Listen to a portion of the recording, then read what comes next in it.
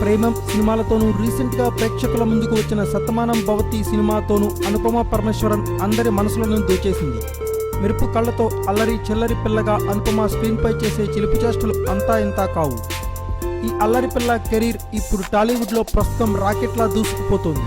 ఈ నేపథ్యంలోనే చరణ్ హీరోగా సుకుమార్ తెరకెక్కించనున్న సినిమాలో, అలాగే దిల్ రాజు నిర్మాణంలో నాని కథానాయకుడిగా చేయనున్న సినిమాలోనూ ఆమెనే హీరోయిన్గా తీసుకున్నారు. అయితే టాలీవుడ్ లేటెస్ట్ అప్డేట్ ప్రకారం ఇప్పుడు ఈ రెండు సినిమాల్లోనూ ఆమె చేయడం లేదని తాజా సమాచారం.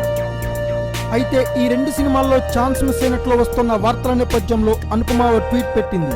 నా జీవితాన్ని నేను వెనుతిరిగి చూసుకుంటే ఏదైనా మంచి అవకాశం నా చేజారిపోయిందంటే అంతకంటే మంచి అవకాశం వైపు నా దారి మళ్లుతోందని అర్థమవుతోందని ఆమె పేర్కొంది. ఈ ట్వీట్లో హీరో డైరెక్టర్ల పేర్లు ఆమె పేర్కొనలేదు. అయితే ఇండస్ట్రీలో వినపడుతున్న టాక్ ప్రకారం ఆమె ఈ ట్వీట్ రామ్ చరణ్తో ఛాన్స్ మిస్ అవ్వడంపై వస్తున్న వార్తలపైనే అని చాలా మంది ఫిక్స్ అయిపోయారు. ఈ సినిమాల్లో నుంచి ఆమె తప్పుకుందా తప్పించారా అనే విషయంపై క్లారిటీ తెలియాల్సి ఉంది. Thanks for watching. Please subscribe our channel.